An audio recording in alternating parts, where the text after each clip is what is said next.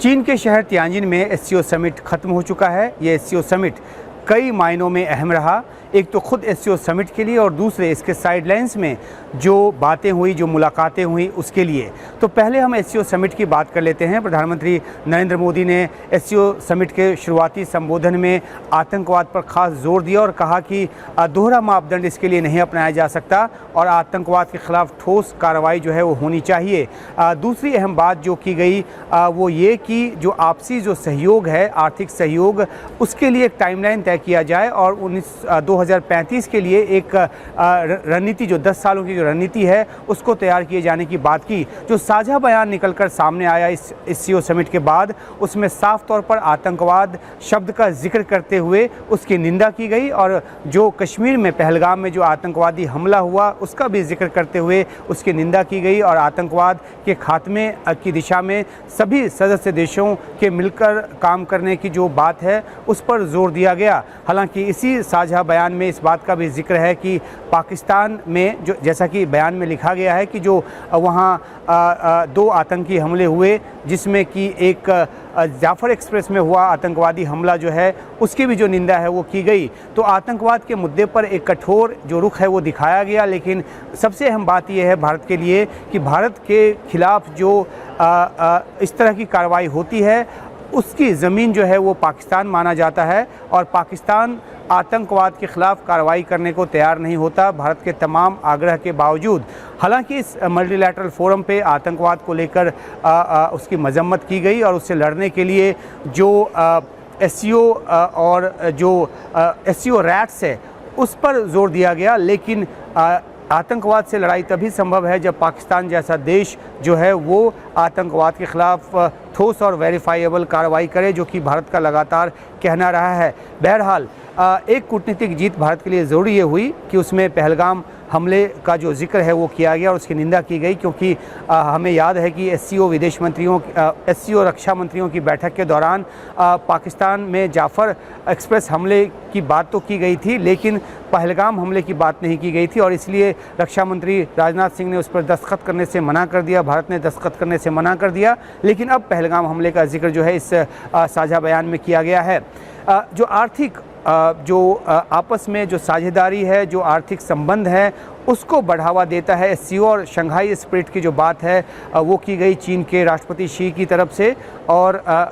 इसके ज़रिए जो आपसी पारस्परिक जो व्यापार है उसको नई ऊंचाई देने के लिए एक टारगेट तय करने की बात भी की गई। लेकिन सबसे बड़ी बात यह है कि आर्थिक संबंध जब तय होते हैं तो उसमें रणनीतिक, कूटनीतिक और ख़ासतौर पे आतंकवाद जैसे मुद्दों पर जब एक देश सुरक्षित महसूस करता है तो वो उस तरफ ज़्यादा भरोसे के साथ आगे बढ़ता है। तो ये हिचक ज़रूर रहती है इस मंच पर जब भी बात होती है, क्योंकि इसके लिए चीन की तरफ से जो एक संतुलन की नीति अपनाई जाती रही है पाकिस्तान के मद्देनज़र। हम सभी जानते हैं 2017 में जब भारत जो है वो एससीओ का पूर्ण सदस्य बना, उसी वक्त पाकिस्तान भी बना और एक लंबी उस कोशिश का नतीजा था जिसमें चीन जो है वो हमेशा पाकिस्तान को भारत के साथ लेकर आगे बढ़ने की कोशिश करता रहा है। तो उसकी झलक जो है वो इस मीटिंग में भी देखने को मिली, क्योंकि रूस के राष्ट्रपति पुतिन भी एससीओ समिट में हिस्सा लेने के लिए यहाँ पर आए। उन्होंने भारत और चीन दोनों का इस बात के लिए धन्यवाद किया कि दोनों देश मिलकर रूस यूक्रेन युद्ध को ख़त्म करने की दिशा में सार्थक पहल कर रहे हैं। हालांकि ये पश्चिम के उस दलील के विरुद्ध है जिसमें, या ख़ासतौर पे अगर अमेरिका की बात करें तो जिस तरीके से अमेरिका की तरफ से अब जो पीटर नवारो हैं, जो कि आर्थिक सलाहकार हैं ट्रंप के, वो सीधे तौर पर इसे यूक्रेन युद्ध को भारत की तरफ से फ्यूल हुआ बता रहे हैं, क्योंकि भारत रूस का तेल खरीद रहा है। तो अमेरिका जला भुना बैठा है क्योंकि भारत रूस से तेल खरीदता है। भारत अपने राष्ट्रीय हित को आगे रखकर रूस से तेल लेता है, क्योंकि तेल की कीमतें देश में ना बढ़ें और हर किसी देश को अपनी संप्रभुता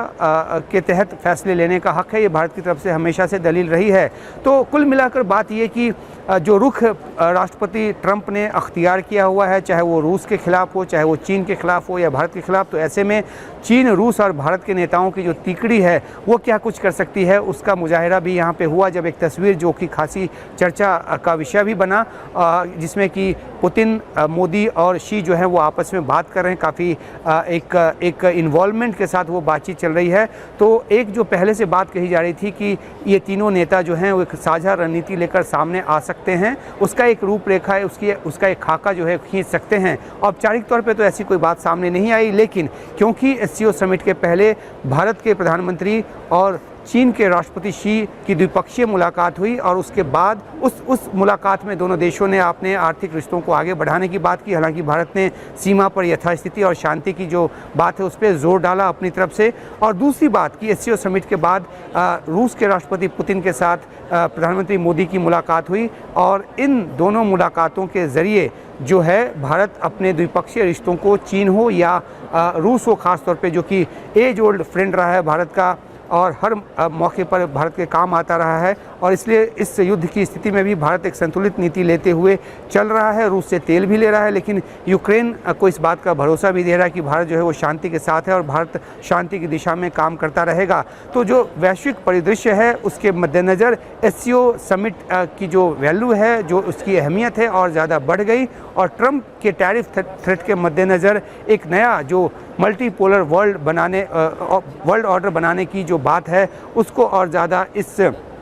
मंच से एक आवाज़ दिया गया और आपसी सहयोग के ज़रिए आगे बढ़ने की बात की गई। तो कुल मिलाकर ये एससीओ समिट कई वजहों से याद किया जाएगा। देखना रहेगा आगे कि अब इस समिट के बाद जो है वो अमेरिका किस तरीके से पेश आता है, क्योंकि हमने देखा है एससीओ ब्रिक्स समिट के बाद ख़ासतौर पे जिस तरह से ब्रिक्स में डी डॉलराइजेशन, हालांकि भारत इस बात से इनकार करता रहा है कि डी डॉलराइजेशन को लेकर उसकी कोई ऐसी मंशा है, लेकिन चीन और रूस की तरफ से जिस तरह की बात आती है अमेरिका उससे खफा रहता है और उसने उस ब्रिक्स देशों के खिलाफ भी अपना मोर्चा जो है वो कसा हुआ है। तो अब एससीओ फोरम के खिलाफ वो क्या कुछ बयान लेकर आता है अमेरिका, इस पर निगाह रहेगी। और साथ ही ये कि जो घोषणा पत्र दिया गया है आज, उस पर किस हद तक जो व्यावहारिक तौर पे ये देश आगे बढ़ते हैं उस पर भी निगाह रहेगी। त्याजिन से Umashankar Singh. Subscribe to One India and never miss an update. Download the One India app now.